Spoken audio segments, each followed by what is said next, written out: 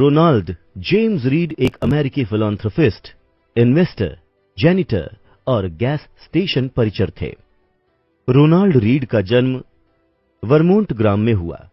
वो अपने परिवार से हाई स्कूल पास करने वाले पहले सदस्य थे। वो इसलिए भी और अधिक प्रतिभाशाली थे कि वो प्रतिदिन रास्ते में अन्य लोगों से लिफ्ट लेकर कैंपस जाया करते थे। जो रोनाल्ड रीड को जानते थे, उनके जीवन के बारे में बताने योग्य ज्यादा कुछ नहीं था। उनका जीवन इतना सामान्य था जितना किसी और का हो सकता है। रीड ने 25 वर्षों तक एक गैस स्टेशन में कारों की मरम्मत की और 17 वर्षों तक जेसी पेने में फर्श पर झाड़ू लगाई। 38 वर्ष की आयु में उन्होंने $12,000 में एक 2 बेडरूम वाला घर खरीदा और अपना पूरा जीवन वहीं पर बिताया। 50 वर्ष की आयु में वो विधुर हो गए और उन्होंने फिर दोबारा विवाह नहीं किया। उनके एक मित्र का कहना है कि उनका खास शौक ईंधन की लकड़ी काटना था। वर्ष 2014 में 92 वर्ष की आयु में उनका निधन हो गया और तब जाकर इस विनीत ग्रामीण जैनिटर ने सुर्खियां रचीं। सन 2014 में 28,13,503 अमेरिकी नागरिकों की मृत्यु हुई। इनमें से 4,000 से भी कम लोगों की शुद्ध संपत्ति उनकी मृत्यु के समय $8 मिलियन थी। रोनाल्ड रीड उनमें से एक थे। अपनी वसीयत में इस पूर्व जैनिटर ने अपने सौतेले बच्चों के लिए $2 मिलियन और स्थानीय अस्पताल एवं पुस्तकालय के लिए $6 मिलियन छोड़े थे। जो रीड को जानते थे वो चकराए हुए थे। उनके पास आखिर इतना सारा पैसा आया कहां से? बाद में पता चला कि इसमें कोई भी रहस्य नहीं था। ना तो उन्होंने कोई लॉटरी जीती थी और न ही उन्हें यह पैसा विरासत में मिला था। रीड ने जितना संभव था उतनी बचत की और वो पैसा ब्लू चिप स्टॉक्स में लगा दिया। फिर उन्होंने दशकों तक प्रतीक्षा की, जब तक वो छोटी सी निवेश राशि बढ़कर $8 मिलियन में बदल नहीं गई। बस इतना ही और बन गए एक जैनिटर से फिलैंथ्रोपिस्ट। रोनाल्ड रीड की मृत्यु से कुछ महीने पहले रिचार्ड नाम का एक और व्यक्ति खबरों में था। रिचार्ड फुस्कोन वो सब कुछ था जो रोनाल्ड रीड नहीं था। हार्वर्ड से पढ़े इस मेरिल लिंच कार्यकारी के पास एमबीए की डिग्री थी और उसने फाइनेंस बिजनेस में इतनी सफलता प्राप्त की कि लगभग 40 वर्ष की उम्र में ही रिटायर होकर एक फिलैंथ्रोपिस्ट बन गया। पूर्व मेरिल सीईओ डेविड कोमांस्की ने फुस्कोन की व्यावसायिक कुशाग्रता, नेतृत्व क्षमता, उचित मूल्यांकन और व्यक्तिगत अखंडता की काफी प्रशंसा की।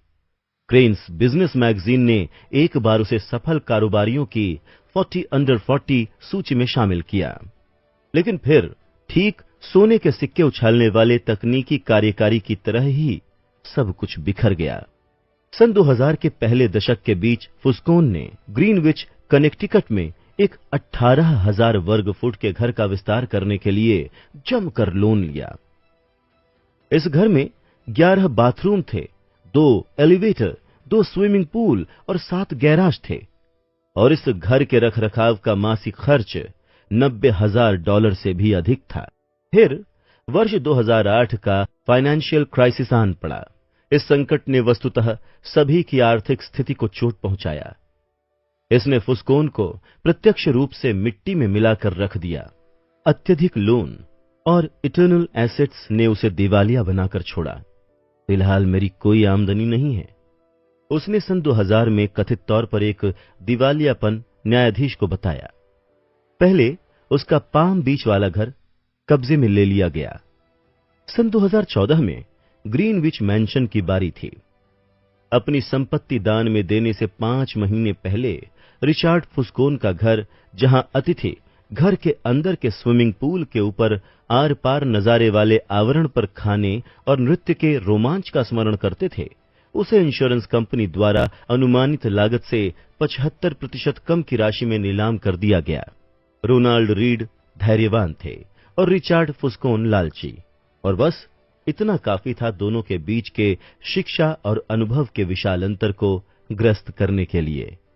यहां सीख रोनाल्ड की तरह ज्यादा या रिचार्ड की तरह कम बनने की नहीं है। हालांकि यह भी कोई बुरी सलाह नहीं है। इन कहानियों की दिलचस्प बात यह है कि फाइनेंस के संबंध में ये कितनी अनोखी हैं। ऐसा कौन सा दूसरा उद्योग है जिसमें एक ऐसा व्यक्ति जो किसी college degree, training, background, formal experience और संपर्कों के बिना किसी ऐसे को पछाड़ दे जिसके पास सर्वश्रेष्ठ शिक्षा, प्रशिक्षण और संपर्क हो? मैं ऐसा कोई और उद्योग नहीं सोच सकता।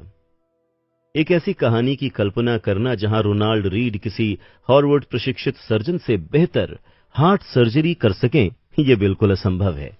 या फिर श्रेष्ठ प्रशिक्षित आर्किटेक्ट से बेहतर गगनचुंबी इमारतें बना सकें, ऐसी भी कभी कोई कहानी नहीं होगी जहां एक जेनिटर विश्व के किसी जाने माने परमाणु इंजीनियर को मात दे सके। लेकिन इन्वेस्टमेंट के क्षेत्र में ऐसी कहानियां होती हैं। रोनाल्ड रीड के रिचार्ड फुस्कोन का सहवर्ती होने के दो स्पष्टीकरण हैं। पहला, फाइनेंशियल रिजल्ट्स भाग्य द्वारा संचालित होते हैं और इसका बुद्धिमत्ता एवं प्रयास से कोई संबंध नहीं होता। ये कुछ हद तक सच है और ये किताब इस पर विस्तार से चर्चा करेगी। या दूसरा, और जो मेरे अनुसार अधिक सामान्य है, कि फाइनेंशियल सक्सेस कोई कठिन विज्ञान नहीं है। ये एक व्यावहारिक कौशल है जहां आप किसी प्रकार व्यवहार करते हैं। ये अधिक महत्वपूर्ण है बजाय इसके कि आप क्या जानते हैं। मैं इस व्यावहारिक कौशल को धन संपत्ति का मनोविज्ञान कहता हूं। इस किताब का उद्देश्य छोटी कहानियों के द्वारा आपको यह विश्वास दिलाना है कि व्यावहारिक कौशल संपत्ति के तकनीकी पहलू से अधिक महत्वपूर्ण है। मैं ऐसा इस प्रकार करूंगा कि सभी रीड से लेकर फुस्कोन और बीच में बाकी सब बेहतर फाइनेंशियल डिसीजंस लेना सीख सकें। और जैसा कि मैंने जाना है, यह व्यावहारिक कौशल काफी अगोचर है। फाइनेंस को मुख्य तौर पर गणित आधारित क्षेत्र के रूप में पढ़ाया जाता है, जहां आप किसी फॉर्मूले में डेटा डालते हैं और फॉर्मूला आपको बताता है कि आपको क्या करना है, और यह मान लिया जाता है कि आप बस ये कर लेंगे, और फॉर्मूला आपको बताता है कि क्या करना है।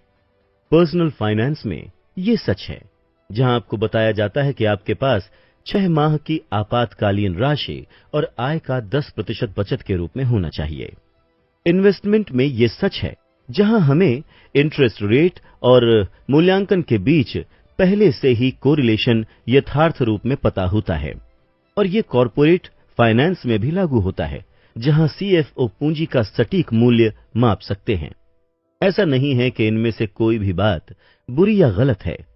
बात यह है कि ये जानने से कि क्या करना है और आपको ये पता नहीं चलता कि जब आप ऐसा करने की कोशिश करेंगे तो आपके दिमाग में क्या कुछ होगा।